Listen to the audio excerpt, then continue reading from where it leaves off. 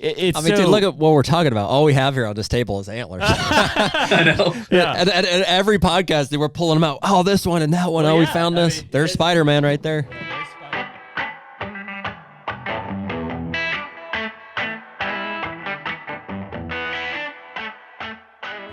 The HUNTR Podcast is brought to you by Deer Grow. Man, it's almost food plot season, Jared, and Deer Grow is one of those products that has really changed the way that we plant food plots and the success we've seen from them. No doubt. I've been, trying to plant food plots my entire whitetail hunting career, which is a little shorter than yours. But the minute that I started, or that I realized that I could get Deer Grow back into some of these remote plots where I couldn't get lime or fertilizer, especially in the 50-pound bag, format. So everything was changed. I could get into these spots moving forward with a backpack sprayer, and that's since escalated to these 40 or 60 gallon sprayers, and we're doing upwards of 5 to 10 acre food plots just with Deer Grow and having phenomenal success. Yeah, and I mean, with the price of fertilizer, lime, diesel, everything this year, I mean, what better way to get in there and grow a successful food plot at about a third of the cost? Check out Deer Grow at deergrow.com. And we're back. Hey. HUNTR Podcast, episode 110. I feel like we just started 23. I'm running out of fingers for that one. Yeah, 110. Holy balls, man. That's deep. A lot of pods. Yeah. We've been doing this for 2 years? Yeah. Wow. We'll have to look back and see when the first one dropped. But there's sometime in January, I bet, of 2020. Was that COVID? No, 2021. Yeah. No, 2020 was COVID. Yeah, 2021 is when we started the podcast. Mm-hmm. Yeah, because 23 now. So 2 years. Math. Jesus. 3 years. Are we supposed to have flying cars by now in 2023? Yeah, it was 2020. We're overdue. Damn it. Where's the hoverboard? Dude? Right. This shit. Wow. Anyways, it is January 5th. You're listening to this. It is January 16th. I think that sounds right. 16th. Yeah. We were just at ATA show. 17th. January 17th. Which means our math was wrong on the last one. I'll cut that out. They'll be fine. Don't worry about it. It was the 10th. Blame me. So if you listen to the last one with Rendell Eric, we were heading to ATA show. Now we're back from ATA show, which we probably hung out with our guest at ATA show. Mm-hmm. See that? They're not sponsoring us. There's just a lot that happens between all these things. So. Well, January is such an interesting time frame because, I'm still. It is the 5th, so we're running a double here on the 5th. I still have 10 days or so of deer season left in Pennsylvania, Kentucky, Ohio's super long. And all I want to do, I've got my trad bow. I just want to kill a deer, or at least sling an arrow at a deer with the trad bow, which probably will not connect. But practicing it all every day. How's it working out for you? Feeling better. Yeah. The hard part is obviously it's archery hunting. Goal is to get the deer close. 15 and in, I feel real good. Yeah. For whatever reason, I don't know if it's just because, that extra 7 or 8, I've been shooting a 22, 23 and I'm less consistent. I'm most of them are still for sure kill shots, but I can't group nearly as well. Yeah. Versus that reaction. I feel like I've got that muscle motion down at 15 and in where it's just automatic. Your aiming system just isn't there. It's like shooting open sights versus a scope. You don't have a. Well, it's a much broader. And that's it. At 15 and in, where I kind of anchor, I guess, in terms of motion, I know where I'm looking, arrow flies there, right? Obviously at 23, there's a drop. And so when I do that same muscle motion and aim, that arrow drops significantly. So I almost have to aim high, which is completely out of my brain. Because it's all one motion, and now I'm aiming high at 23. So I think I'm just going to stick to 15 and in this year. Yeah. If it's past 15, don't shoot it. Yep. And I'll set up in some of the stands where I'm tight to them. But yeah, it'd be awesome. I feel sit with it. I feel really good about that arrow build. I've got one over here. Check it out. Not with the broadhead on, but you got a target here? No. I've got 250 grains up front though. That baby is slinging. Yeah. Very nice. So, anyways, good for you. Got that. I will sit back and learn from your mistakes and come in when when it's right for the. We also are starting. I'm thinking management projects. Actually, I just sold one of my tractors and about to sell my other one and upgrade. So that's so I can pull that no-till drill. Can I count on you to come out and help us burn? Sure. When are you burning? February sometime. Ooh, yeah. When the weather's right. Mm-hmm. Yeah.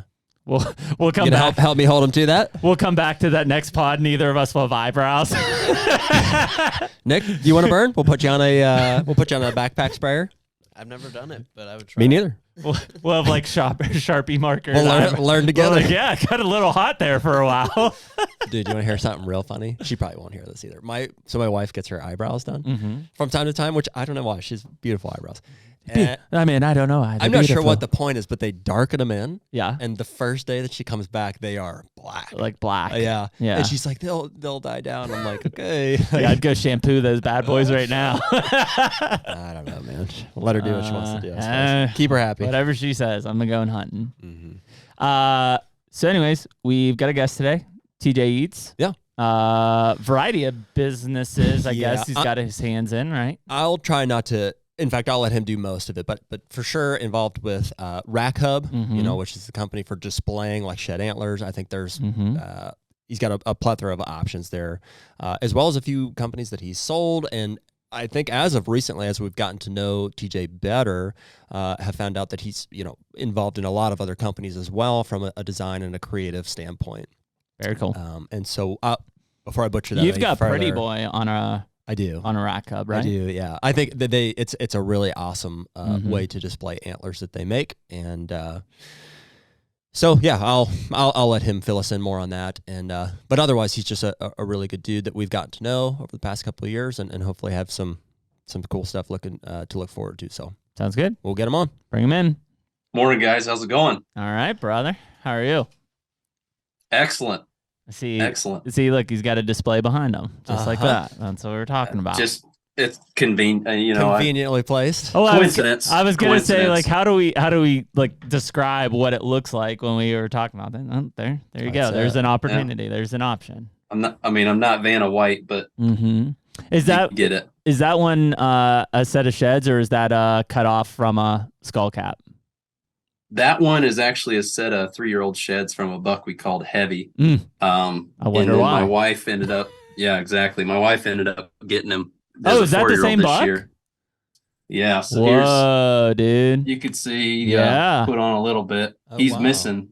Yeah, that big. He's missing a foot of beam here. Damn. That came out, so we'll get that fixed. Busted it off. I actually had him in bow season 5-6 days before Wick got him. He came running by me because he was spooked by a vehicle driving by, and so we stayed after him, and she ended up getting him opening day of gun here in Indiana. So he's a stud. Cool. So I caught, and I'm only tying this in because I think we talked to Warren about it. So you said you're gonna fix that broken. Yeah, sensitive subject, right? Normally I leave them kind of how they are, but dude, it was his character this year. He had that foot-long extra beam. Yeah, so we gotta fix it. I feel like you have to, right? I'm of the opinion where, like, if something was definitively busted, that was like a true character. I'm not talking about like coming a little bit off of a brow. I feel like you kind of have to. Yeah, I've got some deer that G3s are chipped or broke a kicker off, and I got all those all natural. But this is the first that we got to fix it. That seems we right. Just have to. Dude, my dad shot a 10-point a couple years ago. I remember that deer. And so I don't know. The one day he was a perfect clean 10-point. He's probably like a mid-50s deer.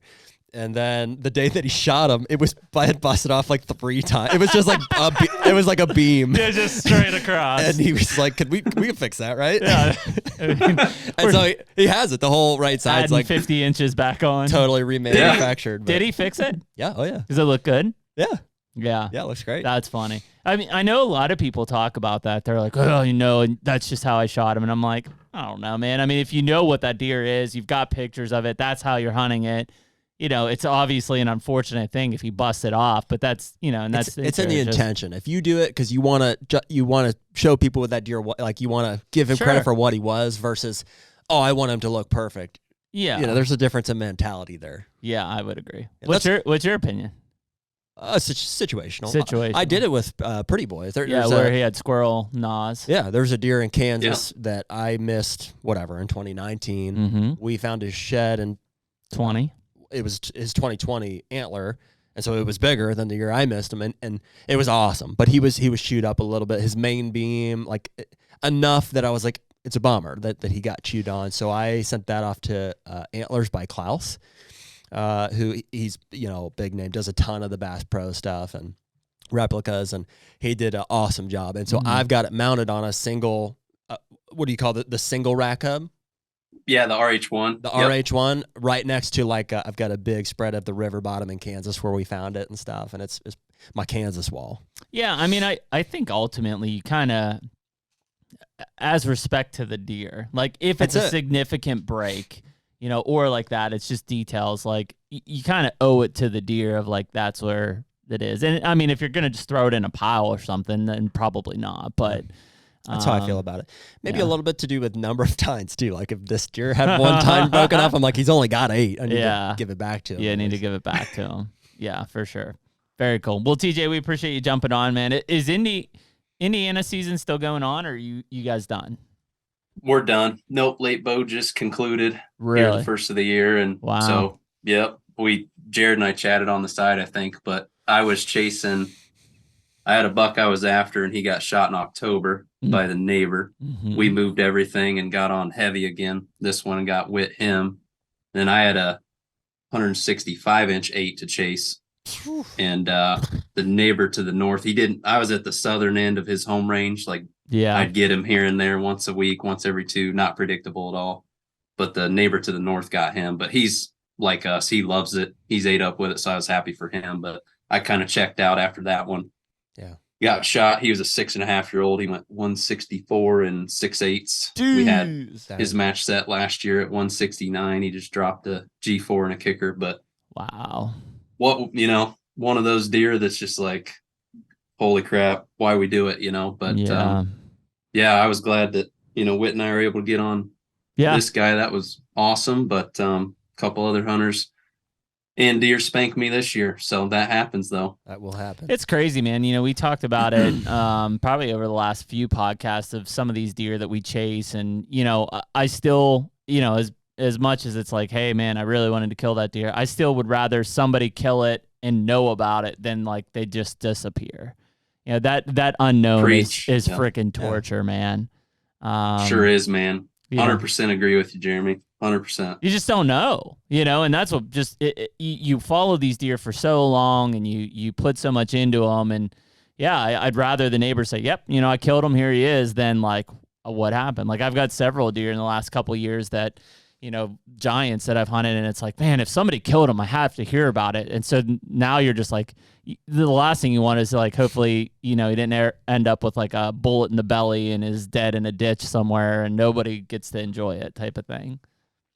Yeah, that's worst case scenario, but it's horrible when you're hunting a deer that's dead and been dead all season, but you're hunting on the trail cam, hopes and dreams, and a few sightings. So it's always best to know. That's why we try and keep, fences make good neighbors, but we try and over communicate and be happy for whoever gets what deer. That's part of it. We don't own them. So that way we can know, what's going on out there in the woods. And if somebody got one and was successful, so we can enjoy it with them too, because these 4-year-olds and up are hard to come by up here in Indiana. At least I know that you guys know with where we're at. It's same about anywhere hard to come by. So it's interesting you said that, because we were talking with Rendell Eric earlier about kind of like the hunting the ghost thing, and Rendell is he'll laugh at this when he hears it. We're like, oh, but Rendell's in Iowa, right? But in the same breath, he's very much like, if I get a picture of that deer, like I'll start hunting. I'm like, that's all I need to know. And like, I get that to a point, but it's also like, especially as the season goes on and let's say that deer starts to ghost you. This is a great example, I think, for this conversation. Doubts start running. Like, what if? Like, did he get hit by a car? Did somebody else kill him? Like, did he just pick up and move? Like, and there's only so much time in the season to where it's like, how much time do I commit to a deer that frankly I don't have recent information on? And I think that probably bugs all of us. And then what do you do when you don't have the recent information? Talk about this deer of like, he disappeared on you, and then at some point you were like, well, what else am I going to hunt? Right. Because that's the next question. Or do you assume he's still alive and hunt a ghost for the next 60 days, which is frankly terrible. There's no worse feeling than that. It's got to be situational. I mean, it comes down to the opportunities and the time, the opportunities, the places you have to go, the deer that you have that might show up type of deal. The historic, trail camera information to say, it's worth holding out or something. But I as giant as this deer is here, I don't know. It took me 3 weeks. Maybe 2-3 weeks. Like he stopped showing up, and it was a small area that I had him in anyways. And, I didn't think he'd gotten killed. I figured he had just moved off, but I had no idea if he would come back. This is the first year I had him. And so, I haven't shot enough for an older bucks that I was ready to start passing them, and I may be in a different place today or after this season, but I mean, that it goes to show you. And it worked out because my dad, who obviously I love and hope would get to kill a deer like this. So it worked out, I'm super happy for him. But had that not been the case, and even when he showed up before Dad killed him, I was like, man, I wish I still had a tag in my pocket, as happy as I am with the deer I shot, that's just the dilemma. But how about your deer, TJ? I mean, most of the deer this year, were you seeing regularly? Did you just kind of have a gut instinct? Did you know they were coming back from last year? I mean, what kind of tell us about what you ran into there in Indiana? Yeah, I had 3 that I was hoping would make it, and there was 4 or 5. 3 of them were like number 1 targets, and all 3 of them made it. Now this year, and those are the ones that got shot this year, but we got one of them. But next year, I don't know, man. The crop, I don't know what's going to happen next year. It's kind of just hope some other fellers move in.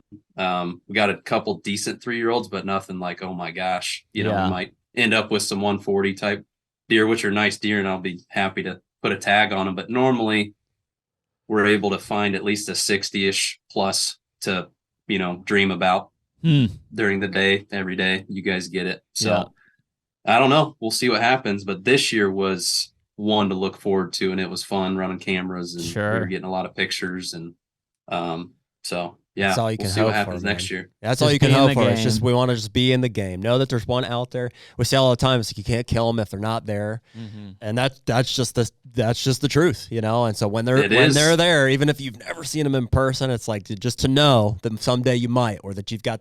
In the meantime, you can chase them. Yeah, that's what. I mean, that's what it comes down to. Is like and it's hard to think back to like when we didn't have cameras and stuff to know like how many times we were hunting based on like a rub we saw or whatever it might have been, and to now where it's like you've got a pretty good idea if that deer's still there or not, and I mean we all still have probably held out in hopes and dreams of killing a buck who may have been dead, a month before, and you just didn't know it. But I think that's what makes this time of year so interesting is number one, surveying for survivors, right? Who made it through the year, whether you get them on camera still holding, I think the unfortunate thing, and it sounds like it's been kind of spread across the whole whitetail range is, we had that super cold blast came down, right around Christmas.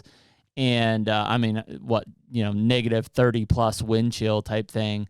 And I mean, I know since then I have seen a pile of shed bucks. I mean, it seemed like that may have put the stressor over the edge to where they started throwing them left and right. I'd say I'm at like 25% shed, which is way ahead of where it should be. No doubt. Usually it's like a February 1st I start seeing them go. Yep. Yeah, I had several. Now one was that buck that was sick, but I've had several since, right around Christmas. I had a couple in mid-December. Well, transparently, that's one of the reasons. So TJ's going to talk about shed season here in a bit. I was like, dude, we might want to bump this up a little bit. Yeah.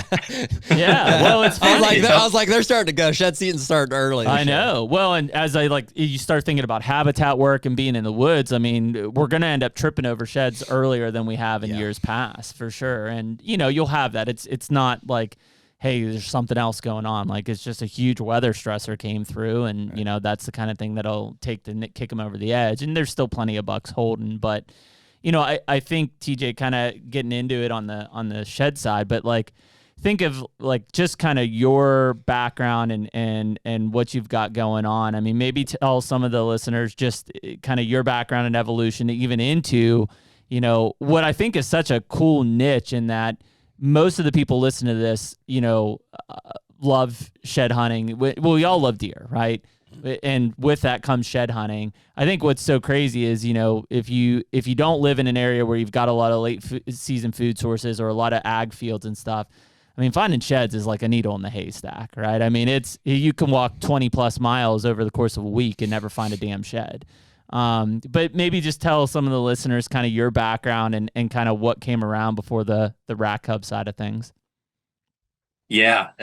So we can go through brief history and then focus back on sheds, the important stuff and shed season. But I'm an industrial designer. I grew up in excavating and love sketching and stuff, and ended up going to Purdue to study industrial design, which is essentially product design. Always wanted to get in the hunting industry, just really wasn't an opportunity. I didn't know anyone.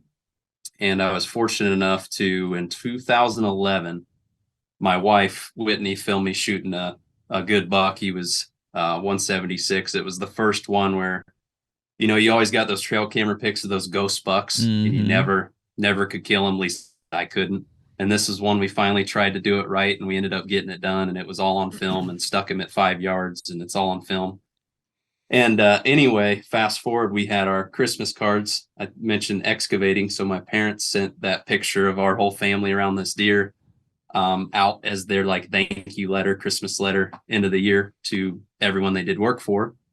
And one of those families ended up being to Mike Scobie, which he's now working with Trump Jr. and Field Ethos. Yep. So he essentially, we ended up chatting and wrote an article and all that stuff. But he has done so much for me because he actually got me a pass to ATA, which is like the biggest thing in the world. And I got to run around and shake hands. I actually whipped up some resumes. It'd probably be embarrassing to look at that at this point, but ended up meeting Andy Simo, which is the original founder of NAP, back when NAP was pretty darn cool. And Andy called me in February after ATA and said, "Hey, got a project for you. Interested?" And, I about dropped my phone. This is somebody in the industry, someone I've looked up to. And so I ended up working with them on quite a few projects before they ended up selling it. And it really opened my eyes to the industry and something that I knew this is what I'm wired to do. So I did a lot of freelance work here and there for years, ended up designing a tree stand as my thesis. I was the oddball in class. That's awesome. I was in liberal arts school, which insert whichever stereotypes you want there. But I was definitely the oddball. So designed a tree stand and then ended up, let's see, how'd that work out? Brad Beaver, which you guys may know him. Yep. He started Whitetail. He is 6-7 years younger than me. He's a youngster, and he went to the same school as me. So he started Whitetail. He came over. We shot some content for him, and we hit it off because he's one of the most talented creatives in our space. So we started on Whitetail, and then we ended up, my cousin and I, thinking up this idea for Rack Hub. So I looped Brad in and said, "Hey, this has got to look good, right? With building this brand." And we didn't know anything. Brad just recently built a website himself, and I was like, "Hey, can you help us?" So we did the product work. He helped on the brand side, and we started Rack Hub and ended up going to ATA in 2019. And that's when it really all started, because of meeting everyone and all the opportunities. And so started Rack Hub, then another company, Big 8 Products, ended up growing that and sold that to Wicked North Gear, to Bobby and Lindsay from them. They're excellent people. They'll be at ATA this year. From those, the connections, network growing, ended up starting another company called Half Rack. So own that with a couple fine gentlemen. That's a fun company. We're young and growing. We'll be there. I'll be at ATA with that brand. And ended up, during all this time, this is all side hustle stuff, and I was working for Delta Faucet Company. I had worked there 6 years, probably 8, including my co-op. And all this was side hustle. I wanted to get into it, but never, again, a full-time job opportunity. Sure. And finally in 2019 made the leap and started Eads Design, which is a consulting company to do design work, mostly in the outdoor space, but we do some non-hunting. And Brad Beaver at the time, he had went to Midwest Whitetail, done the internship stuff. They did something with Novix, used to be Lone Wolf, now Novix. They needed a designer. Brad looped me in. So Novix was the first company I shook hands with for Eads Design to start that company. So it's all about the people in this industry. And I've been fortunate to meet a lot of great people that have done so much for me. So that's, kind of what I've surrounded myself with, is just amazing people, and things happen and we're built on trust, and who knows what's next. But shed season has been something we've been brewing on for probably 3-4 years. Grabbed the domain 3 or 4 years ago, and last year is the first time we implemented it with Dwayne Jones. So we hadn't done it because Brad and I are tied up, but Dwayne Jones, he moved back from out east. He's a stud muffin of a feller, and who we've had on the podcast. Yeah, I was gonna say he was on last year. Yep. You guys. Yeah, you're right. It's all coming back here. So anyway, Dwayne's like, yeah, I'll sign up for this craziness and try and run this with you. So Dwayne is the face and does a ton for shed season, and got another buddy, Brandon, that helps manage the website side, and there's other 3PL doing apparel stuff. And anyway, shed season is kind of under Rack Hub, but separate. Got it. When you tie your swag to a hard good, it's, unless you're like a Yeti or somebody that's very established and people want to represent, it's pretty difficult and honestly not fun to push that. So anyway, we observed with how shed hunting as a whole is growing all the way from east to west coast, everything in between, and even up north in Canada. And like, man, we should probably try something here.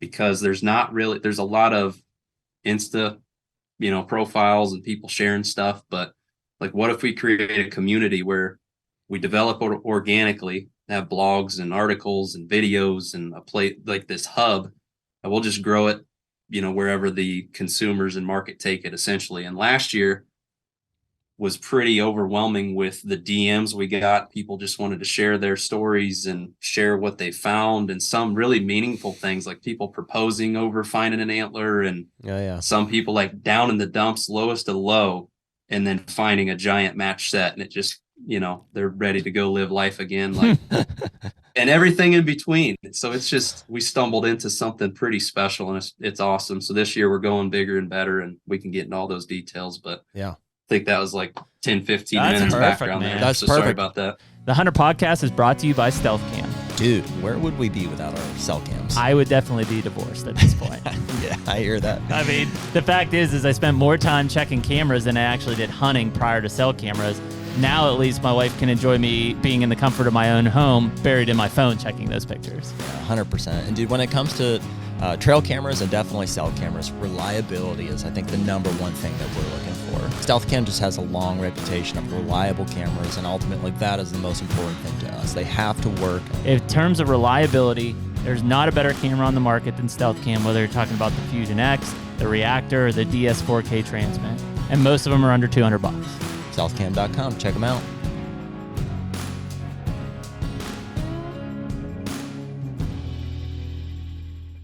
Well, dude, I mean, shed antler. I mean, the antlers is like that. Finding one of those is like the next best thing, probably, to actually killing a deer.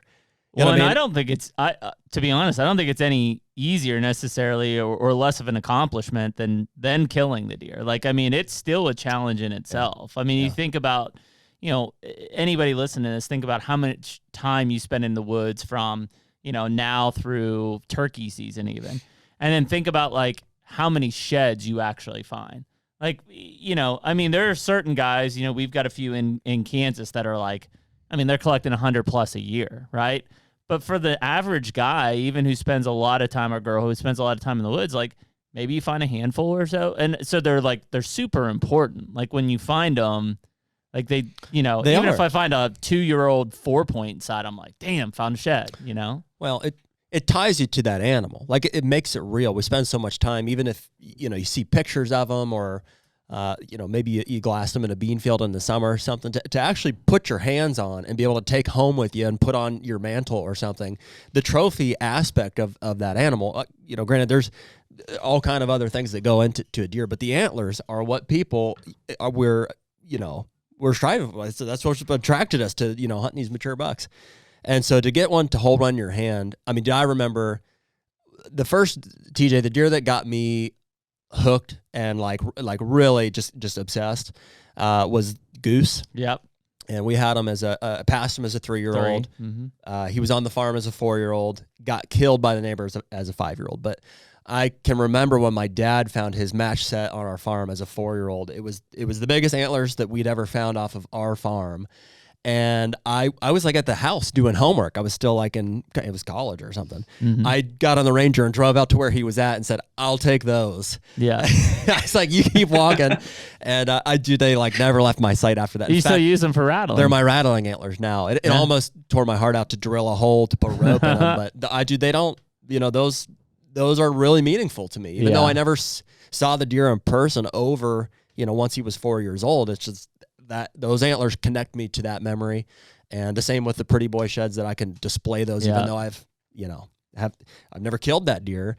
I have a piece of him at my house. Well, that's what I was going to say, TJ, behind you, like having your wife's buck from last year and then obviously her killing it this year. Like, I don't think there's anything cooler than that history being built. And I guess it's because, like, I'm sure there's certain places that are easier than others. Obviously, growing up in Pennsylvania, shit, man, I could count the number of sheds I found on my, any of the places I hunted, like on one hand. It was such a rarity, between that and squirrels just mowing them down, and it's just because we didn't have, big standing bean fields or food plots or whatever. It's not rocket science. They shed their antlers where they're spending time in the late winter. Sure.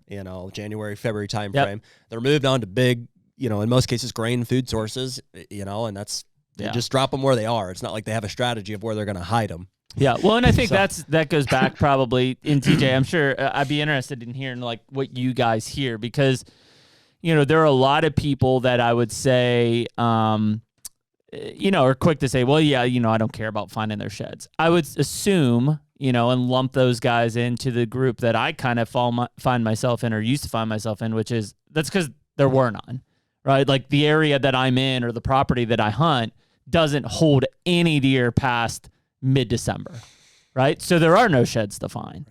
And so I can easily say, yeah, I don't care about sheds because I don't find any, they don't exist.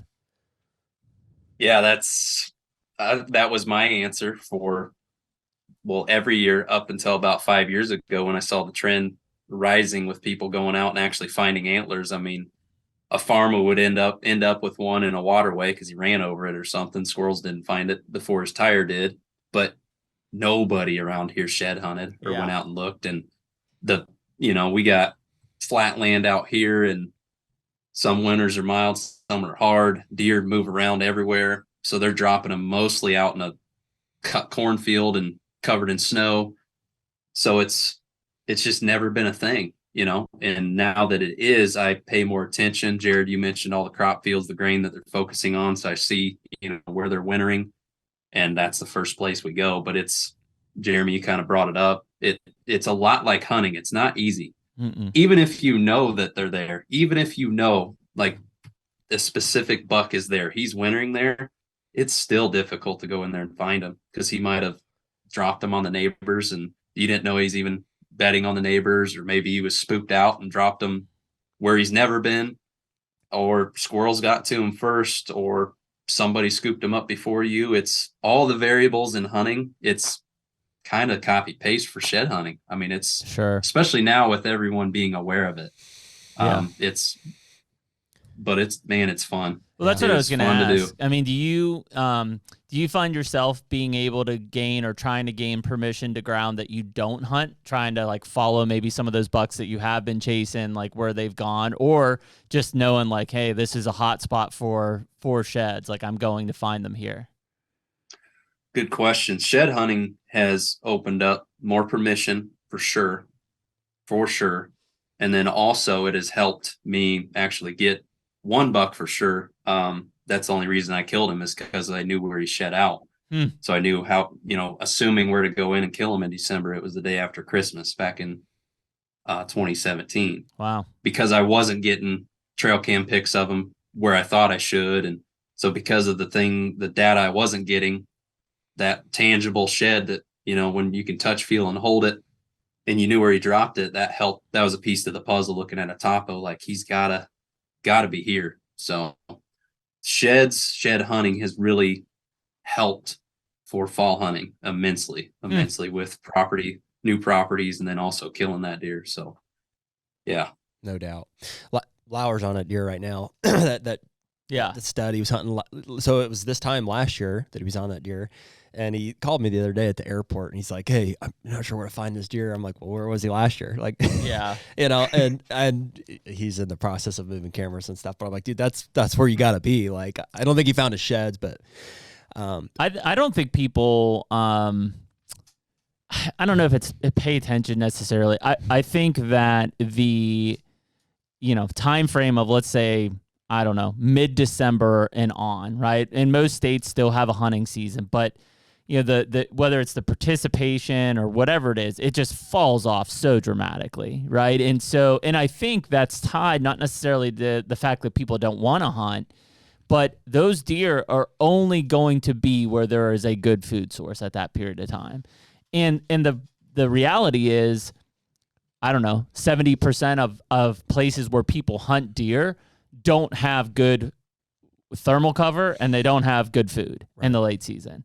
And I've got, my property is one of those. Like, my food plot was mowed to a golf course by, I don't know, first week of December, and we have some decent bedding and browse, but it's just not enough to hold those deer. So come mid-December, I may have 7-8 different bucks using that property in November. They're gone, and maybe they appear every once in a while in December or January, but in no pattern, way, shape, or form.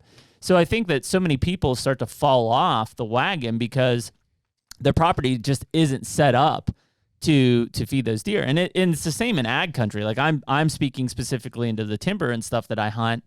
But if you look in some of these big ag states, especially where they've got bean fields, when those bean fields get picked, I mean, they are barren. There is not any, unless they come back and do a winter wheat double crop. I mean, there is nothing in that thing for them to eat. Yeah. And so, I think it's just lack of deer sightings. Now, flip that over to the other way. If you have food, you're loaded, right? I mean, it is saturated at that point. Yeah. It's a weird thing to get to shed hunt one of those places. Like, the first time you do it, you're like, I've spent 5 years not finding anything, or 1 or 2 a year. You're like, there's one. There's one. Yes. There's one. And I mean, dude, that's one of the major differences probably between deer hunting and shed hunting, is that, like, for the first time ever, the more the merrier. It's like they're not moving once they're on the ground. So the more people you can get out there, to enjoy that, frankly, the better chances you're going to have to recover some antlers. So that's a good opportunity, I think, to get people out that maybe you can't afford to during the deer season. Yeah, exactly. You can get, whether it's just your buddies and you kind of have that camaraderie, they're your hunting buddies and you all go and tackle each other's farms, or it's, maybe your family, get the youngsters out there, get them outside, breathing fresh air, or even, some of your, parents or older folks, because you can run a ranger around or something. It's really anybody can get out there. And that's what's fun about it. That's why we're really excited about this year's shed season and everything that's coming up. So. As long as you lay the framework that, hey, as long as if we find XYZ sheds, they stay with the farm. Like, it's great that you found them, but yep, you have to have that discussion prior. Yep. You can come back and see them anytime, but you might even need a John Hancock or whatever. But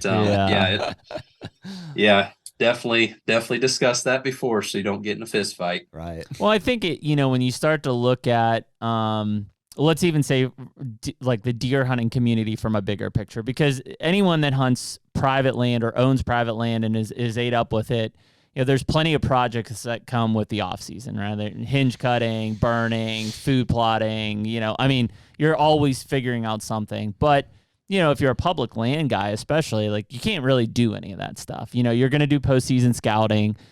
but shed hunting is that one thing that the entire community can participate in the late season. And of course, there's a lot of people who just, maybe deer hunt a couple days a year or whatever it is. Like, they don't care about sheds. They're not going to be out there walking around looking for a shed. They just don't care.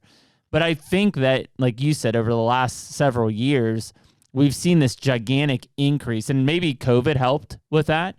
The fact that all of a sudden, like, we don't have anything to do during, February and March of 2020. Like, there's literally, we can't go anywhere. Get outside and walk around. Oh, what's this? A deer shed. Oh, look, here's another one. Like, those are the things that kind of probably got people entered into it, to the point where I think there's a lot of people that enjoy shed hunting more than they enjoy deer hunting at this point, which is crazy to think, but it's true. Oh, it's very true. We know quite a few people that, like, they kind of cruise through hunting season and they're geared up and focused for shed season. And they got a goal of, I found 42 last year. I'm going for 50 this year. Or, like you said, Jeremy, out in Kansas, there's folks scooping up 100 plus, or Iowa. We got buddies out there. They're, run around to their private farms where there's not a lot of pressure, leave a lot of food, very intentional for deer management. And they're scooping up 100 plus antlers. My buddy Jason in Illinois, same deal. So it's guaranteed for them, which is really cool to be able to go out there and do that. And then out west, huge increase out west as well. Well, and they have regulations there. Sorry, TJ, didn't They do. interrupt you, but like, to the point where, like, when you're allowed, like, I've seen videos of, like, literally people, like, lined up, like, ready to run into an area to, like, find sheds. Yeah, and that the antler market hasn't gone down. It's growing too. I don't know what the dollar amount is per pound. I think it's kind of based on per pound, but that's why that, along with other reasons, probably political, but that's why there's regulations out west. But also probably why it makes it fun and good and productive too. And then you have, I think it's in Jackson Hole, they have the whole fundraiser thing, which is pretty cool. So there's, man, all this is back to these antlers, all these businesses, all this shed season stuff. Isn't it funny how these antlers make us go crazy and drive what we do? Dude, how does that antler market like work? Can anybody just sell their antlers, and who's buying them? They buy each other's. Okay. They do. Like, if show it's me something mine, I'll show unique you. and special. I mean, Yeah. I've seen them, like, on Facebook. Like, I've seen people trying to sell. I've like, heard of it too. Like an 80-inch shed, or like a match set up from, like, what would have probably been a mid 80s or mid 90s. I mean, like, giant. And I'm sure people would love to have them. Who's they though? Who's offering? I've heard people getting offers for. Yeah. There's collectors. So just like anything, you collect pennies or quarters or keychains or license plates. There's collectors, and they have their own little niche auctions of sorts where you go and set up and you can view them and bid up the price. And there's people that buy them for productive use, if you will, like carvings or knives or knobs or chandeliers. Chandeliers are big. Have to go through a lot of them. Very right? big still. Yeah. Yeah. Well, dude, they're big. My parents have an antler chandelier, and I was looking at it the other day. I was like, dude, there's some world-class mule deer like sheds in that thing. I'm like, where did they get that? Mm-hmm. They're buying them up in bulk like that. A lot of singles are sold. Singles are easier to sell. Selling a match, that's where the money's at. If you actually found a wild match set, there's more money in that. Doesn't matter what species it is. But yeah, there's a lot of antlers being traded and sold, especially out west. And then once you get into the whole like deer farming, elk farming, that side of it. Sure. So I was in, this was years ago, probably, God, I don't know, 15 years ago, maybe a little less. I was in Colorado, and I was doing research for mule deer and elk for the buck score products. Mm-hmm. And I was staying in this little town, and which town? Oh, wasn't Montrose? What was the other one I was at? Gunnison. Okay. I was in Gunnison, Colorado. And I was working at a meat processor. So when people would bring their elk and mule deer in, like, I was taking measurements on those deer and elk. And so guy who ran the meat processor, hopefully he's still alive, but older guy, done it for years, and kind of was telling like the history of Gunnison, like back in the day when like, you know, it was tags were plentiful and the herds were really thriving. You know, you could walk out on like a mid-October during gun season and it was lined with guys in like red flannels and orange and like, you know, it was just a booming business to where, you know, the town wasn't a ghost town, but so many of these businesses had died off because tags had been cut short, seasons had been cut short. Outfitters had basically taken over a lot of the area. And we were just sitting there talking, and he's like, well, do you just want to measure antlers? I was like, no, you know, I need these facial features. This is the whole point of what I'm building here. And he's like, well, come check this out. And he added, I'm not shitting you. He took me next door. There was a house. He opened the door, and I'm talking floor to ceiling stacked with sheds, mule deer sheds, elk sheds, the entire house. You barely could walk through the house, floor to ceiling, every room, every floor was just sheds that he had collected over the years. And I mean, I'm talking like world class, like just monsters. Wow. And it was just, you know, I was just like, well, what do you do with them? He's like, every once in a while we get a collector to come in and buy, or somebody buys in bulks for chandeliers. He's like, you know, I walk in the high country and stuff and collect all of them and just bring them back. And, you know, this is probably 20 years of this. Wow. And it was, I mean, thousands of sheds in there. You know, and it's just so crazy. You don't happen to have the coordinates or could drop me a pin on that, do you? I'll tell you what. The meat processor, friend. If you could buy that house, it'd be worth its weight in gold on the inside. White you gold. know? Yeah. But yeah, gold. it was so crazy to think like that, you know, was just part of it, you know, and he had that's where I learned about this whole regulation, because I was like, oh, you just walk out and find him. He's like, no. He's like, I forget what it is. More like hypothetically, he's like March 1st, 8 a.m., you're able to, boom, it's, you know, we go out and we start. So is that, I'd imagine that only makes sense where there's like a really condensed area, like where all the elk filter. I assume it's a lot of the wintering zones Right. and stuff that they're, because I've seen that too. that. I think it's Montana where they have the whole roads lined with cars and stuff, and then they like blow a whistle. Yeah, and it's like you're good that's to go. exactly Yeah. it. Yeah. So, you know, because I think, and It's like Black Friday at Walmart. yeah, exactly, right? Well, A little more wholesome, but And keep in mind, like if you think about, like we've probably seen, just because of social media, whether it's like the Hushin guys or whoever, like you see them going out and picking up sheds even in like August, September, like, you know, because it's so, think of how much big ground country. is out there in country, yeah, to cover, you know, and that's no knock to the Western sheds, but because of population density and activity and stuff, the whitetail sheds is just a whole different world.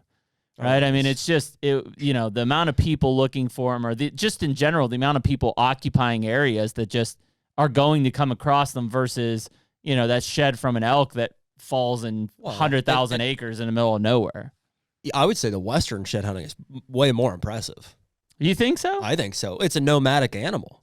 I mean, Is that the word? They're not like Sure. a core area. Like a deer, you're going to find, like when one sheds out, and even us with trail cameras, that's like there's one laying in a field right that I'm pretty sure of. Sure. You know, and elk's got I just think thousands that you of would acres. find, because of the area, terrain, maybe demand, like you would just find more of them. Like if the three of us got together and said, hey, let's go to whatever, Colorado, and we're going to go into this area and we're going to shed hunt, I bet we would find way more sheds than we'd find whitetail sheds in an area. Oh, say that again? I think we'd find way more sheds in an area like that than we'd find whitetail sheds in like Ohio. I don't think so, dude. I don't know, I- man. Depends. It does depend. With so we know Eric from the Hush, and he's a Yeah. good dude. He that ate up with it. Same with Ryan Olson in California. He travels around scooping so many sheds.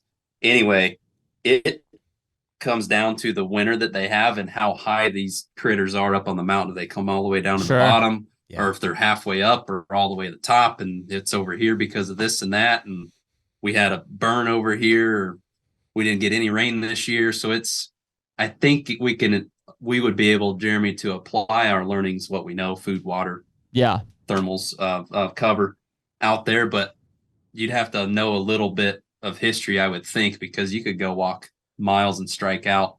I just know that I've never done it, so I can't really say. I haven't either. But I think it Yeah, is me either. situational and depends, to be honest, because of Yeah. Well, all the variables. I also say that lately because, like, I know in Kentucky, I walked, I don't know, it was like a given 2 days or 3 days, I walked 19 miles and I didn't find a damn shed. Like, 19. Yeah. 19. And but I'm talking, big country, hill country, Kentucky mountains, like no ag, like I'm just walking trails and ridges, you know.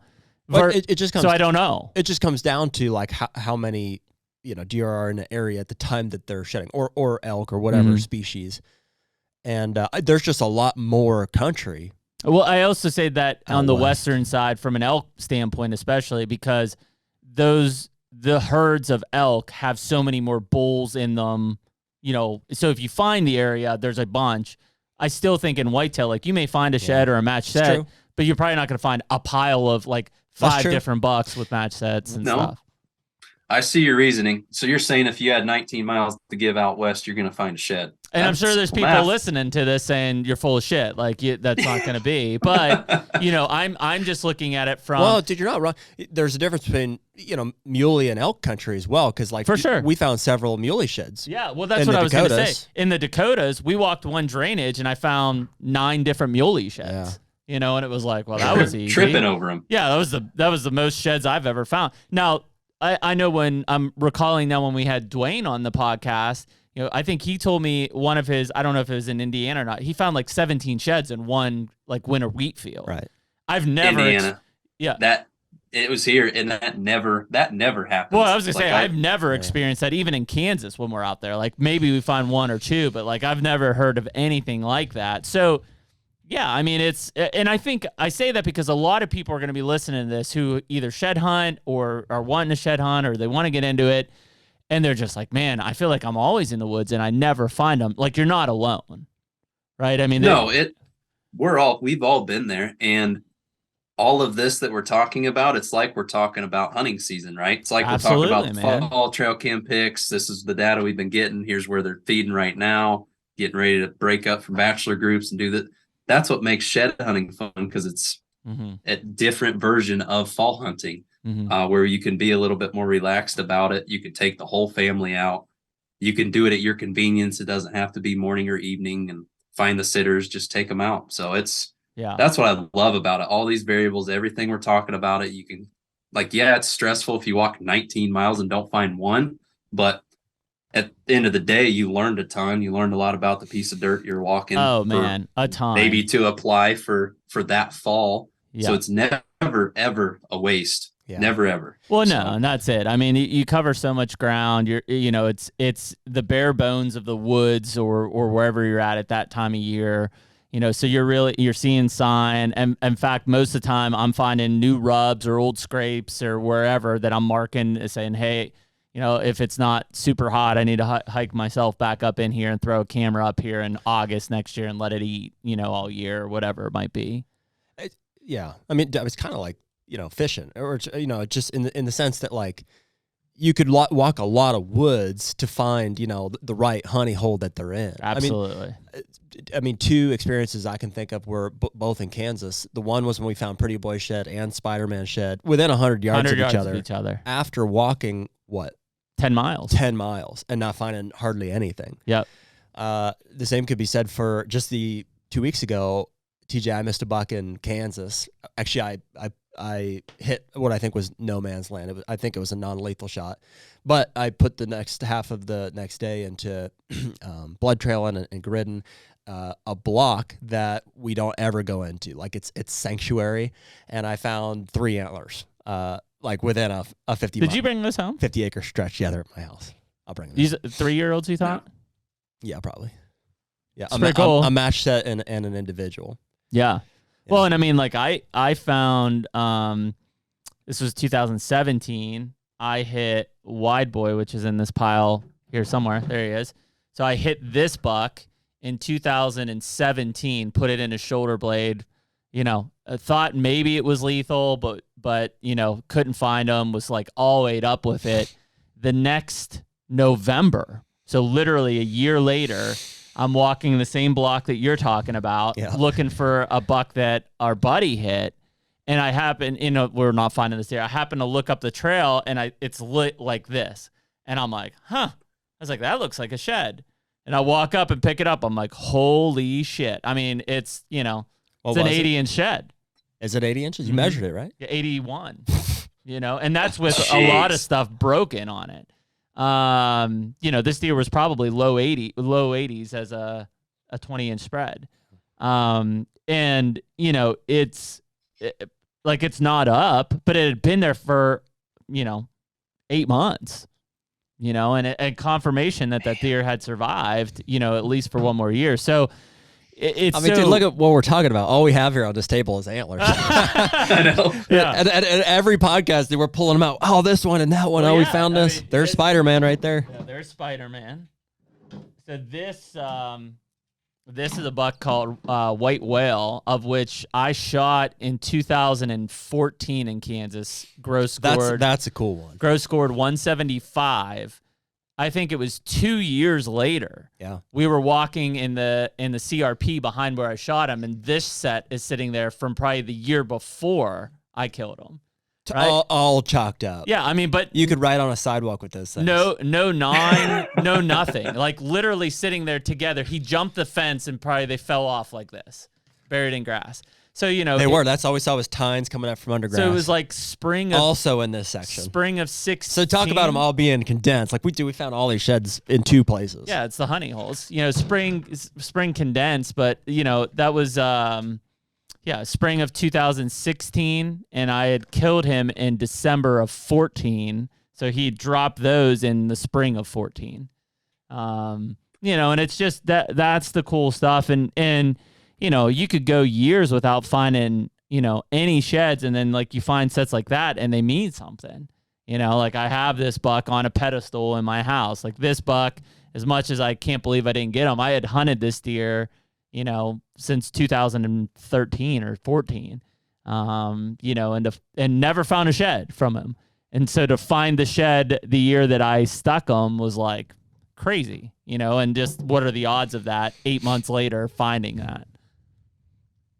I don't know the math on it, but very slim. Yeah. Very slim. Well, and that's where it's like almost yes, shed hunting is going to be intense from the time people are listening to this to what? Turkey season, you know? But I mean, here it was in November finding this shed. You know, I find a pile of sheds, you know, during the hunting season the year after. In fact, when we were looking for your dad's deer in Kansas, I found, I don't know, 2 or 3 sheds down in the bottom. Yeah. So it's just so weird, like how, you know, it's pieces. I think people take for granted finding a shed because it's such a big piece to the puzzle of that deer's existence, if that makes sense. It does. Oh, preaching the choir. It's a very big deal if you're a hunter, but even there's a bunch of non-hunters that get jazzed about it. They look forward to it, and families out just hiking. And with I was from the design world. There's a lot of, you go to Pinterest or Houzz or boutiques, there's always antlers incorporated in decor.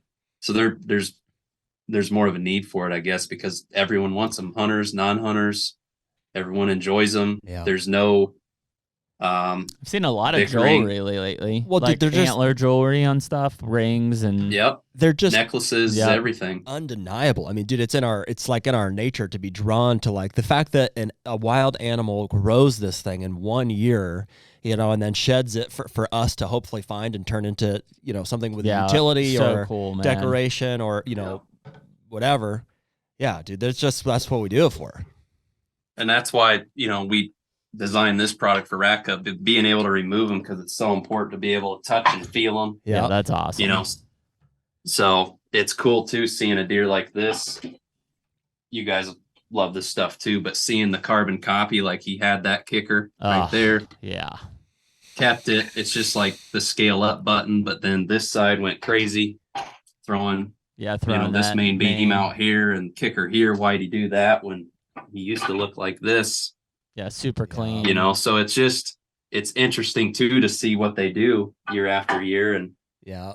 I think we love it too, because no two are the same, you know? Yeah, man. I think that's a big piece. I do like the fact, like kind of what you were talking about there, Jared, and that this this animal grows this thing. It's one of the fastest growing tissues, on the planet. It's just amazing. It's a fact. Yeah, to look at it. I mean, dude, this deer that my dad killed, I can't believe, like, just the enormity of it. Like, I look at like one antler at a time, and I'm like, I can't believe that a deer like threw these things out of his head. Like, and he did that in a few months. It just seems so crazy to me. Yeah.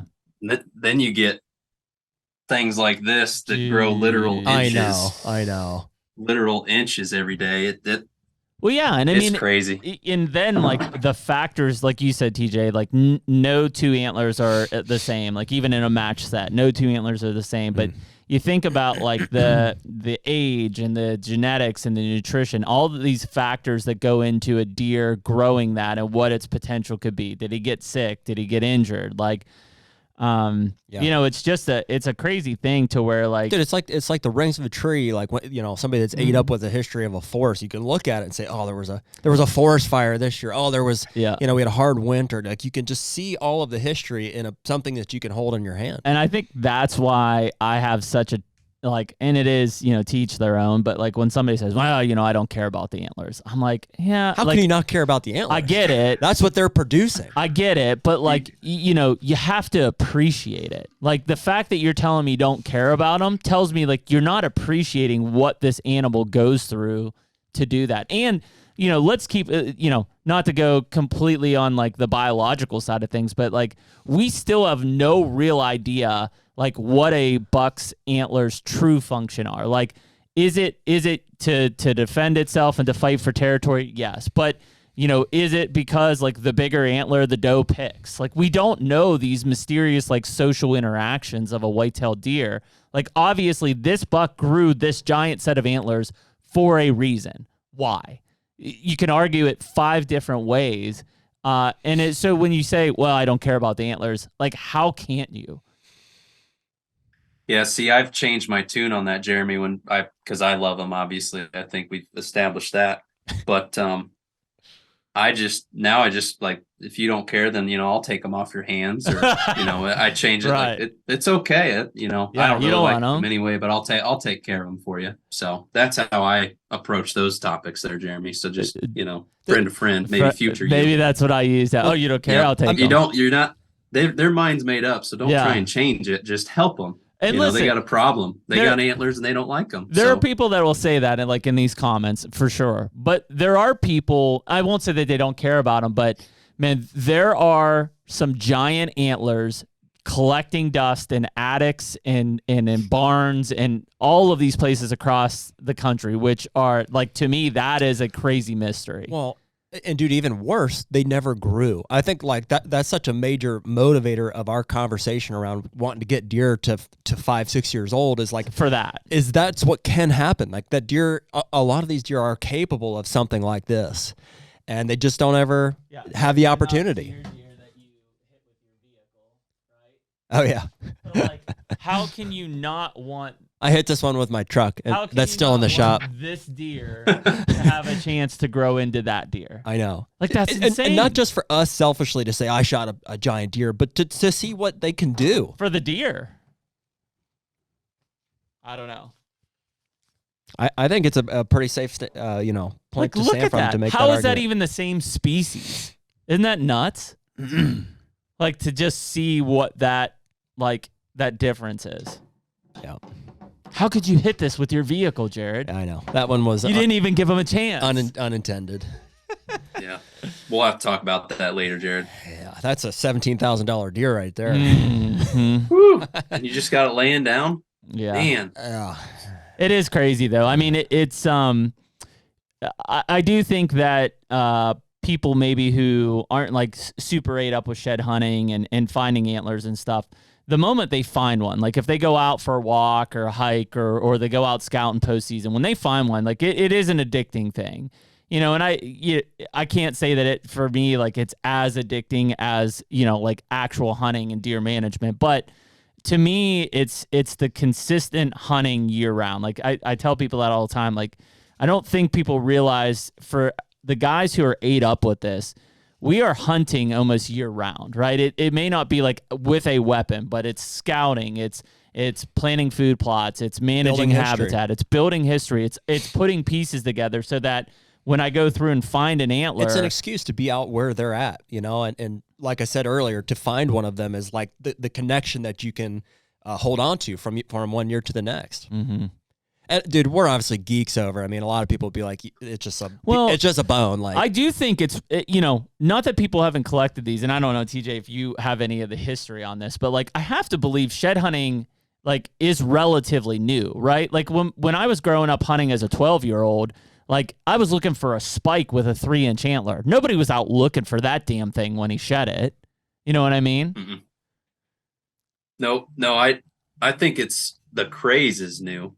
Yeah. I don't know I'm sure there were guys out there just stacking antlers up that didn't tell a soul about it. And, they kind of just kept to themselves, so to speak. But with social media, that's what happens with about anything. Yeah. And so I mean, that's what you have to believe. Like, I mean, I'm sure people were finding big antlers in Kansas and Iowa and I think whatever. I think the reason for it is relatively new. Like the trophy, well, I don't know. I could be dead wrong, but it seems like the trophy hunting aspect of, and like what we're talking about, building history with these deer and stuff, while that may have existed, there probably was a lot more utility for antlers like back in the day.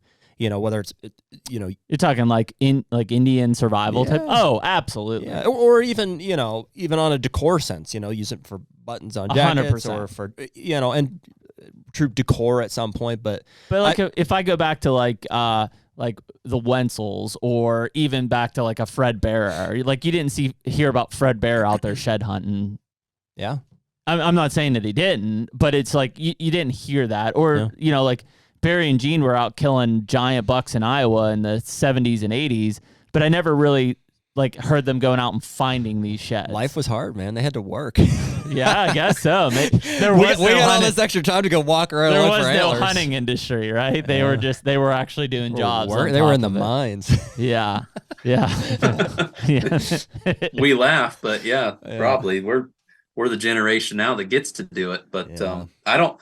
That's interesting. I've never really thought about it, but it'd be interesting to dig up the history, like who was some of the first to start doing that, to build the history, and because it's got to be random. Not use it for utility. It's got to be somewhere. Like farmers, I'm sure, ran it over with their tractor, found it in the field, threw it in a barn. Guys, I would imagine guys up in like Wisconsin, Minnesota, Canada, Michigan, where there's like wintering yards, they're like, oh my God, look at this giant buck, and like but I do wonder if there's like a we could point to some guys that are like pioneers in the bow hunting industry or something like that. Who would that be, Nick? Sitting over there, why don't you Google us up? Who would be like one of the pioneers of recreational shed hunting? Well, so here I know this one because I saw stuff recently on it. So this is it called the General? Yes. So this is a buck called the General, which was from Nebraska, and it's basically the largest set of antlers, shed antlers ever found. Would have been from a near perfect 6x6 that would have scored approximately 218 and 1/8 net on the decent. Yeah. So that would have been, and that was found. So it says this is the biggest shed of deer shed antlers that were found more than 50 years ago in Nebraska. However, the antlers were known by locals for years. They didn't receive national attention until the early 1990s. So assume that they were found sometime in the 70s. Wow. Antlers by Klaus did a replication of it. Dude, there should be like a TV show of people just going to old farms in Iowa trying to dig up. Dude, I guarantee I'd consume it. I bet you if you went from like Ohio to Kansas, like pickers, hit that belt and just be like, hey, I'm just looking for, shed hunters. Just even if you just said antlers. There's the name. Yeah, and they're like, oh yeah, Grandpap's got a whole bunch of them back there, and there's just this pile of just giant sheds. You're like, oh. There's guys out there probably doing that. I would assume so. Yeah. Yeah. And we don't know any of their names. Well, you see them every once in a while, and normally maybe it's not a shed, maybe it's a mount, but if it's like an estate sale or a flea market, at some point a buck shows up. Like I've seen elk. My grandma was telling me, I don't know, it was years ago. My grandpap was doing work in the Poconos in Pennsylvania, and he used to always get himself into shit, but he ended up like whatever he was doing, a roof or something, part of his payment, he took this old mounted moose and like brought it home to my grandma, and she said it smelled like cat piss or something. And he's on account of the cats pissing on it. Yeah. And she was like, "Why in the hell would you take this as part of your payment?" He's like, "It's a moose. It's huge. Like, have you ever seen antlers like this?" And it probably sat. Who knows where the hell it is at this point? But like, those are the things like didn't get passed down. No, I'm sure she pitched it if it smelled like cat piss. But like, that was probably shot somewhere. Who knows? 50 years before that, so it'd have been in like the 1930s somewhere. And it's just like those are the things, the stories that those antlers kind of go around, and eventually they do deteriorate, right? I mean, it's not like they're permanent forever. But I'm sure you're right. Like if you went to some of these garages and barns and things like that, there have to be. I bet somebody. We've said this before. Somebody has the world record typical buck in a garage or shed somewhere. Like they just haven't scored it. They haven't turned it in. I'm sure somebody's got some huge shed that nobody's ever seen before, probably from a world record buck, that's just collecting dust in the corner. So when people are like, oh, where's this world record? Like there's more out there than people think that exist. It's just no one really knows about them. There's this is from nrafamily.org. Roy Rasmussen started doing shed hunting with elk antlers when he was 19, and he's now 50.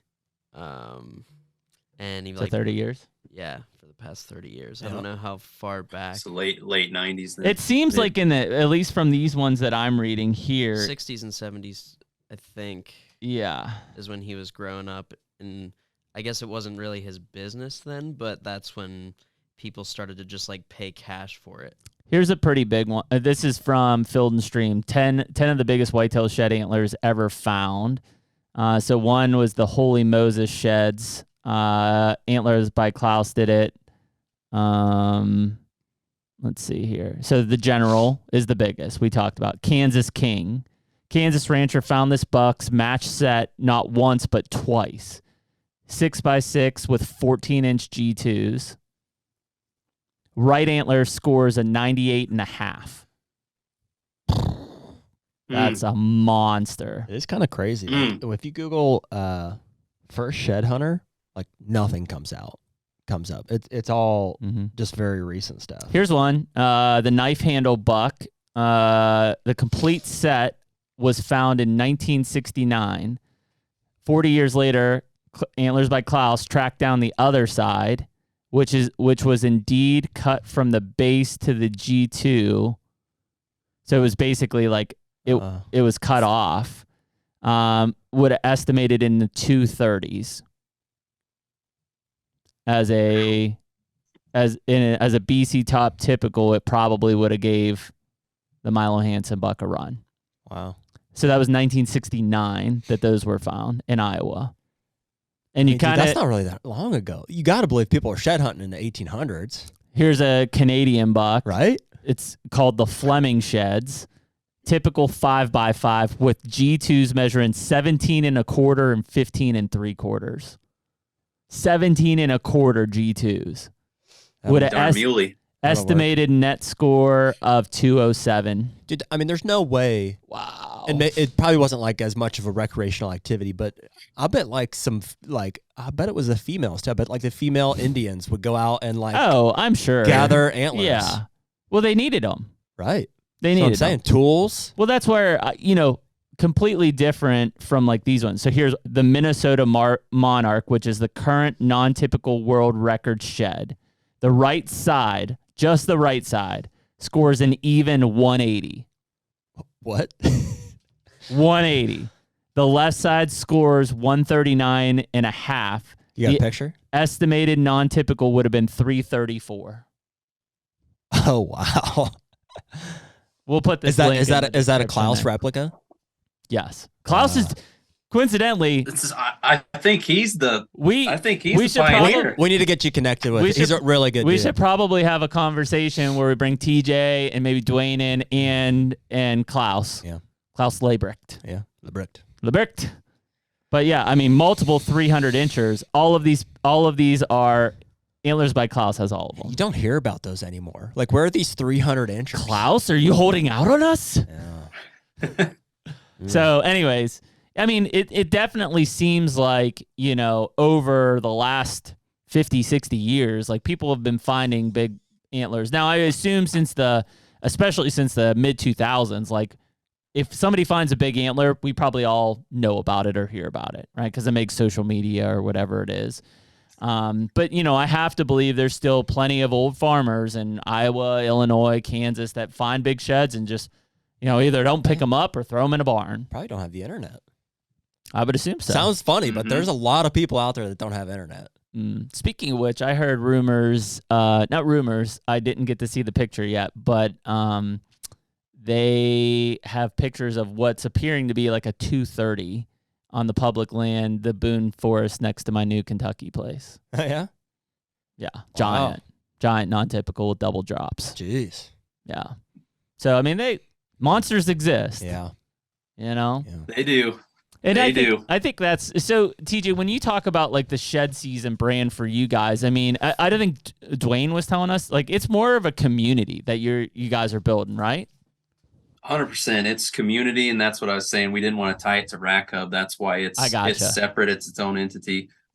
So for the folks, we'll say consumers, I guess, or us hunters and non-hunters, I guess, it's more that community, just a reason to get outside together. You can document it if you're on social. You can tag us, and then we just have swag. So it's not really tied to Rack Hub, tied to products. It's just you can rep swag. You can have your own. Doesn't matter.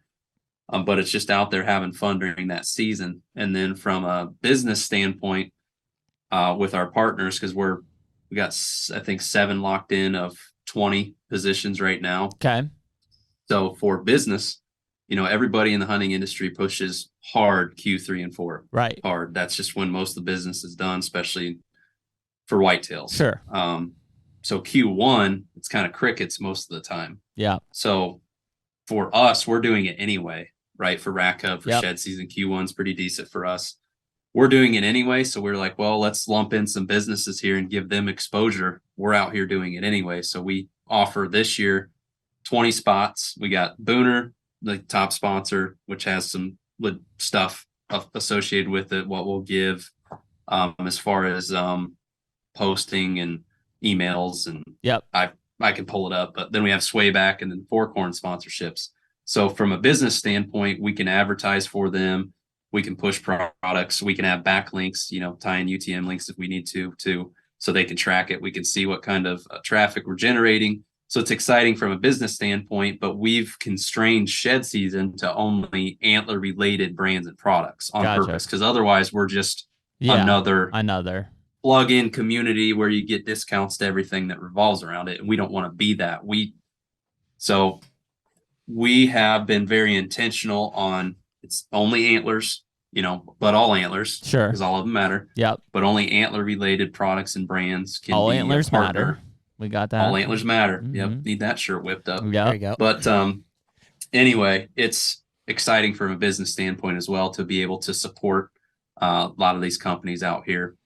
Well, I think that support antlers. It becomes cool. I mean, look at the discussion that we just had, you know, here in the last 20 minutes. And, you know, again, you know, each of us probably knows or has a thumb on the pulse of what's happening, deer hunting related, deer being killed, sheds being found in our respective areas. You know, and so when you bring a community together, it's kind of like, well, you know, we've got a guy in Kansas that is like ate up with shed hunting, you know, has got thousands of them in his metal barn. You know, and so he keeps very much the thumb on the pulse for us out there of what's being found. And, you know, part of that is how we've kind of come to lean towards, you know, that area of Kansas decreasing in quality of deer recently. Because he's got years and years of boots data on the ground. It's pretty telling. Yeah. And, you know, when he says he's got a whopper, like, I mean, we're talking, you know, a 75 plus inch shed. And, you know, normally he's finding 10 to 15 of those a year. Last couple of years, he's finding 2 to 3, you know, but he's still finding 100 plus sheds a year. Like the number of sheds hasn't decreased. The quality of them has decreased. And so again, people look at it and like, yeah, it's cool to find a shed. Like these things are very, very detailed data points, whether it's a particular buck and where he's at, or in the case of what we just said with Kansas, like a very clear trend of where that quality of antler quality is going. And so I think that people sometimes just, it's cool if they find a shed, but I think why it's becoming more popular is because of how integral it is to either tracking the history and story of a buck or understanding just what's happening in a specific area overall. So, and that, what's interesting to me looking at those top 10 bucks, none of those deer are recent, right? None of those giants are recent. So it's like how big the deer hunting industry is and how important management is and how much I would say more people care about killing big bucks. We're not producing any giants anymore, at least per that top 10 right there. Should that be concerning to people? My belief is, a lot of those are tight-lipped or the SEO isn't tidy. So you're just not going to find it. You got to find it. You got to be at the show or at the auction or at your buddies that has it to see it and know, which that exclusivity, these monsters, if you will, knowing they're out there, but you don't get to see it. And when you do, it's rare.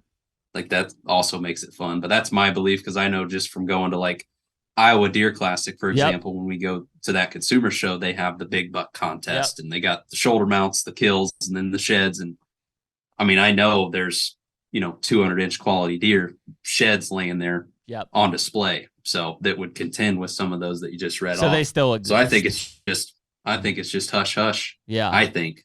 Yeah. But there is a rise in hunting. So maybe there's less volume of the big boys because of all the variations you guys have talked about on previous episodes. Don't need to get into that, but I think they're still out there, maybe just less of them. That's one I know we would love to get. You've never been, right, to Iowa Deer Classic? No. That's one we'd love to get out to. Maybe next year. Yeah. It's in March this year, I think. See, March is tough for me. Yeah. It's always March. Yep. It's a short show, though. But yeah, next year, because we're going to draw. That's what I'm saying. Yeah, just a little. There you go. Little hype up before them, but yeah, we know enough people out there. Well, dude, if we can transition quickly here, I know your time is valuable too. Out of maybe sheds just a little bit, and TJ, do you want to share with us, or what can you share with us in regards to some of the companies you're involved with? I know recently I found out about 2 of them, and I was like, you design these? Like that's badass. Feel free to like toot your own horn, and this company that you've started here. Please let us know what you got your hands in. Yeah, I will, Jared. I appreciate that. Just to conclude shed season real quick. So we've talked all about shed hunting community. Then from the what's coming standpoint, we're starting shed season February 14th. And it'll run through April. Yep, right. Valentine's Day. So we remember it. Us dudes can get excited about it. We won't forget Valentine's Day. We'll remember all those details that are very important. Helpful. Yes. But we're running 4 massive giveaways. Last year we did 10. It was way too many. We're doing 4. So we have 2-week spacings in between so we can advertise leading up to. We're going to be showing all of the product that you can win, like tangible, have it here in-house, hold it up, show instead of just a Photoshop PNG. We'll announce the winners. What do you got? What are some of the big ones? Are you still pulling it together? Well, we're pulling it together. We definitely Spartan Forge is going to be a part of it from a mapping standpoint. We've talked with Nate from HuntWise. They might be involved as well. Talked with Hilliard from First Light. They were involved last year, probably going to be involved again. And then we have a lot of other companies as well, but we're piecing it all together. There's going to be, last year's worth over 10 grand with all the giveaways. It'll be big. And we're, everybody can affiliate with a community in their own right. Like, for example, we got the swag. Some people like to have latest and greatest, wear the stuff. This is a fun one Brad designed. So this will be launched kind of going back to that 90s look. And we hired 3 designers, pretty young in their career within our space to give them exposure. So we got Westgate Branding, we've got Sturgeon Design, and we got Hugel. Some of them are more established than others. But paid them a little bit, and then they're going to make commissions on all the apparel sold during. So it can help gain exposure for them, plug into the industry more so, get them some money in their pocket. So that's a fun thing we're doing from a graphic design standpoint. Then we're going to have score sheets. It's hard. You can go get a Pope and Young or Boone and Crockett, but it's got all the literature and stuff. A lot of us guys just like to write down the basics on a notepad, and that's it. So we got score sheets we're pushing out if that's your thing. We got tape measures to measure antlers. Nice. You know what, dude? Subscription stuff. I used one of your tapes on this the other day. I didn't even think about it. In fact, I have it in my bag, I'm pretty sure. I think I take it everywhere with me. Perfect. Yeah, you never leave home without it, right? Yeah, I think I have mine. That's where I take on all our trips for potential scoring opportunities. Yeah, if you run out, just let me know. We'll bring them today. I was gonna say we'll get your pockets full. Yeah, Jared will take a handful with that missing finger, and I'll catch them when they run out. But I guess to sum it up for shed season, we got 2 months of awesomeness, so people can tag us, and we'll be pushing out shed stories, the YouTube stuff, subscriber benefits, stuff for sale, plug in to get discounts to antler related brands. Cool. There's so much there, so just be sure to tune in and follow along. Shedseason.com and @shedseason. So super simple. But back to any questions on that, guys? But I'd love to get into the other brands. No, I think keep rolling. Perfect. So Eads Design is the design consulting company that I started, and then I got a couple other folks that work with me, hiring one full time here soon. So that's exciting. But anyway, we've been fortunate to work with a lot of awesome brands in the industry with great people. So Novix, like I mentioned, was the first one. They've been great. Still working with them. They're one of our biggest clients. Work with Trophy Line, so we do the hard good designs for all the Trophy Line platforms and stuff. Mm-hmm. Another one would be Dialed Archery. So Dialed hired us to do design work, and I've had a relationship with Taylor Coleman for years now. Yeah. So they started that and hired us, and it was amazing, crazy joyride. And we got Kyle from DCA Custom Arrows looped in. He's a boss engineer. He owns his own custom arrow building company with he just launched these Super Saber vanes that are blowing up. And he's got a lot of other stuff going. He's a crazy talented, smart engineer. So it, again, back to all the people we got. And I get to work with new brands. So there's one like Hype. You're going to be hearing more about that. We're working on stuff for them. Very cool. Started Half Rack again with 2 other gentlemen in the industry. So we're doing a ton of stuff with that. We're launching new products at ATA. So follow along with Half Rack. I'd have to look at the list for more, but that's what I can remember off the top of my head. So that's all last couple of years, I'd say. That's You've been busy. Yeah, it's job security, right? Well, it's got to be cool, man, for your ability to, as kind of that consultant side, be able to dive into different brands. It's like what I do with the marketing angle. You become sharper by working in different parts of the industry. You're able to think outside the box, and it's no knock to the people that kind of have, work for a single brand, but man, it's inevitable that you get the blinders put on, right? When you work at the same brand or same set of products every day, the blinders get put on. So when you bring somebody in from an outside perspective to come in and, provide input or suggestions or advice, they're coming in with a whole different perspective from right field. Sometimes it works. Sometimes it's, a big change. You know what, too? I think one of the biggest when you like essentially perfect a product or a brand, or it like reaches it's just like its maximum potential and it's a premium, and you've been there too long and you don't have other, brands or projects that you're working on that are in earlier phases, I think it's hard not to get cocky.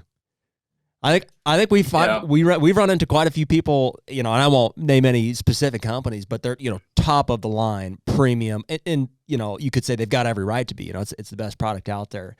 But dude, it's hard not to get cocky where it's like, man, we make the best stuff.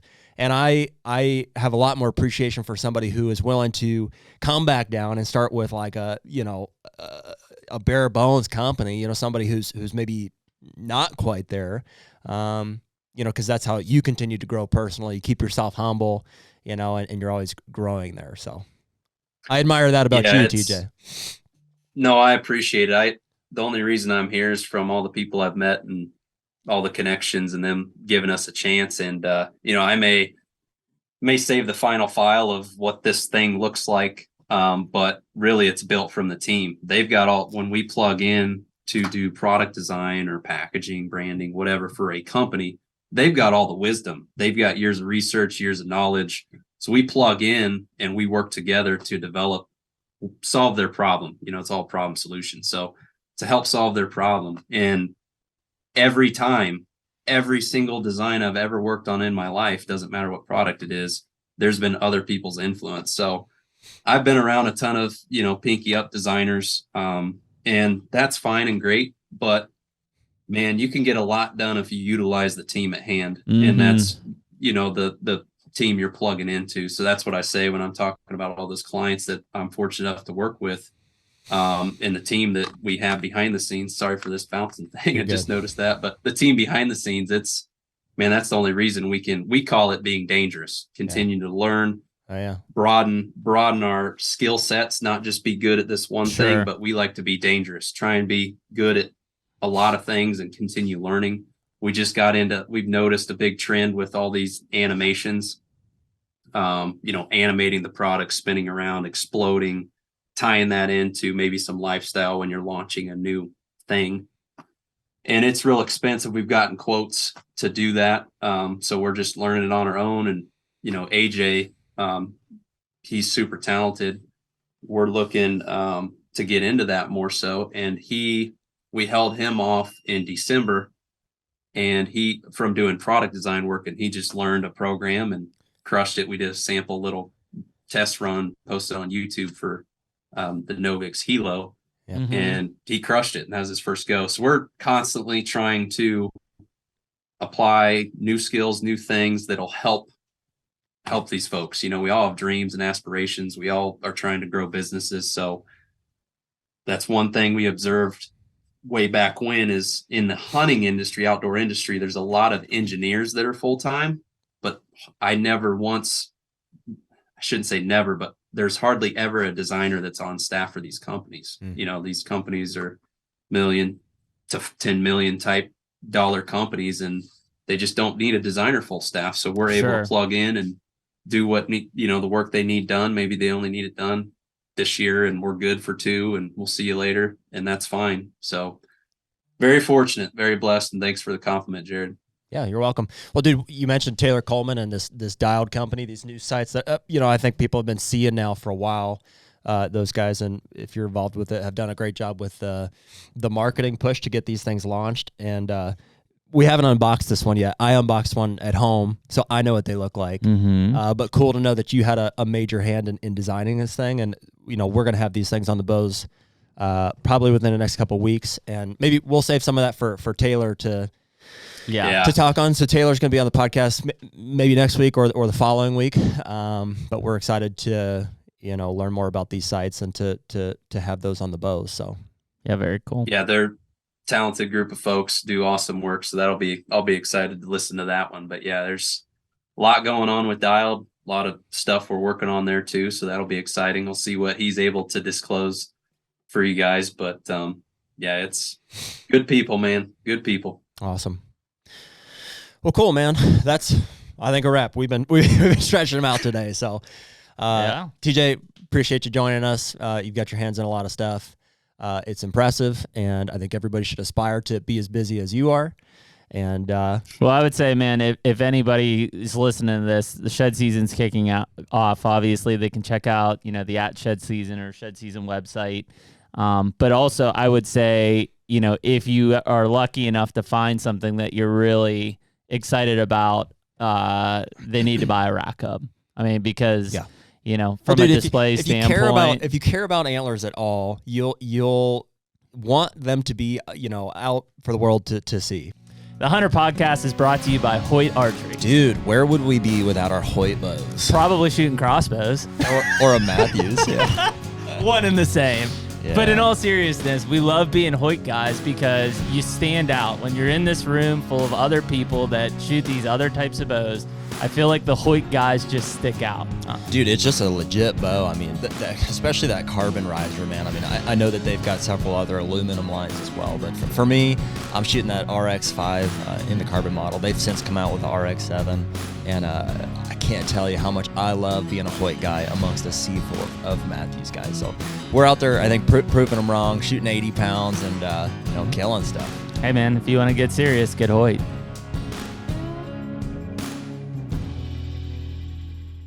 And awesome. TJ. There he was. It is. It is funny when you talk about the sheds, man. The more you get into it, the more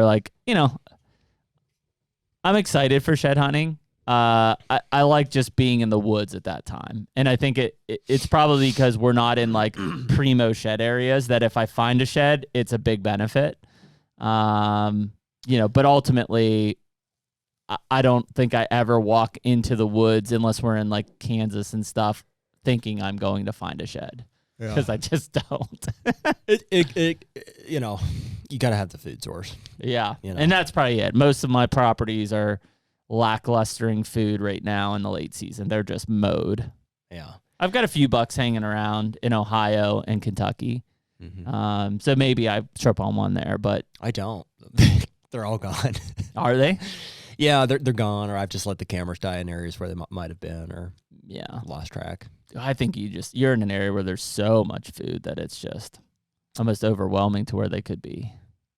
They'll be around. There's a few spots where I'll probably go and poke around, and but shortly thereafter, it'll roll into. You get like a 50 or 55 degree February day, and you're like, I'm gonna go stretch them. Curious to find, not that I think they're necessarily laying out there, but we're gonna burn off like 15 or 20 acres. I wonder if we'll find any sheds in there. Good chance. Yeah.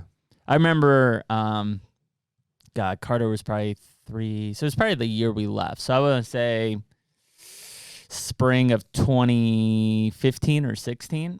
We went out we were living in Missouri, and so I was like, Carter, it was a nice day in March or something. I was like, let's go shed hunt. We just so happened, we lucked out, like they had just burned an area on a public land piece out there. And like we walked like 100 yards. I'm like, holy shit. I was like, hey, look at that. There's a shed. Go pick it up. I was like, oh, there's a shed. We ended up finding like 10 in like an hour. I remember that. Including one pretty substantial, like 60s, low 60s. Wow. And it was just because, you would have never seen them, but they had burned that area off, and they were just, there they all Crazy were. the firemen aren't, picking up. I think that it's because they're burning such a big area. They're lighting it, and then they're moving to the other side, and, they're not walking through it. Yeah. I mean, she was still steaming. I'm excited. I'm excited for the burn. Steamy. We're getting kind of the final preparations here. I think we're going to buy 2 gas-powered blowers. Mm-hmm. I'll bring my little lithium guy. I have one of those that's just going to die pretty soon, Yeah. There you go. Thank you for the sound effects. We've got all the brakes in. We're basically ready to go. I just need the right conditions and to get everybody on the same page, and it should be pretty easy. There you go. Probably just do backing burns for most of it. None of it's real big stuff. Yeah, I would set a back burn, get a good back burn going, and then go up and light the head and just let her eat. Did your disc ever come? Negative. Did you cancel the order? I just didn't pay anything. Yeah. Were you supposed to? No. So it's still on order? I guess. Okay. Yeah. I'd consider it for this new tractor I'm getting. What'd you get? Kubota 4701. And what'd you sell? 2. I sold that 2-wheel one I got with the Ohio farm. Actually, I'm trading that in towards it, and I'm selling my 2501. Okay. Which I loved. Was how big is the one you got? Is that 47 horse? I don't know anything about tractors. Yeah, 47 horse. Okay. So bigger. What's my dad's? Like a 110? No. I bet your dad's a 70 some. Okay. Yeah. See. Yeah. That's what I know. So smaller, but big enough to handle that no-till, which is the main reason I'm up in. Plus, I don't need 2 tractors. Yeah. And I'd keep the other one if it was 4-wheel, but it's not. So it's effectively worthless for me. Yep. So we'll get that. In fact, I'm going to try to get that paperwork done here this week. And so I'll be ready to go. And then I got to buy that drill. And I got a lot of work ahead of me. Start planning. I don't even know a lot what of I'm doing. expenses. It sounds like.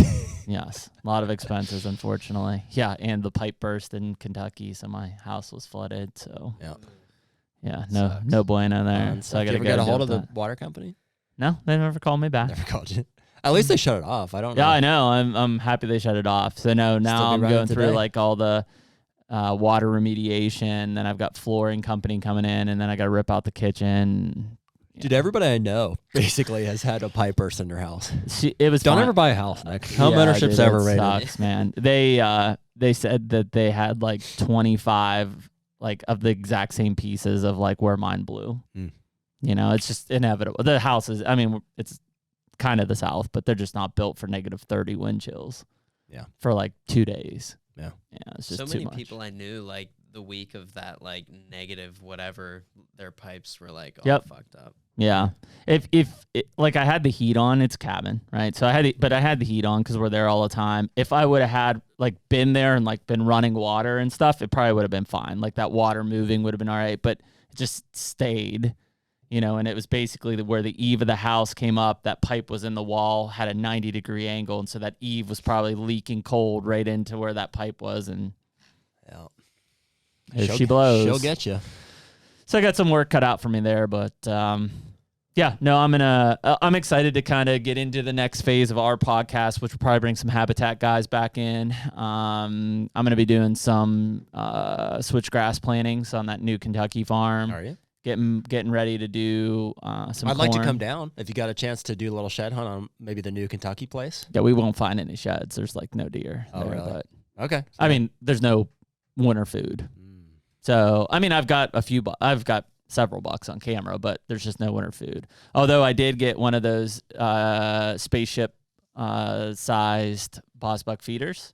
Yeah. And one of those will go on 1,200 that. pound, you said? Giant. Yeah. Yeah. So I'm going to put one of those in Ohio and Kentucky. Be interesting to see how that works. I mean, like how they use it. Sure. Yeah. I don't know. Because it's just a gravity with, I think, four heads on it. Four feeder heads.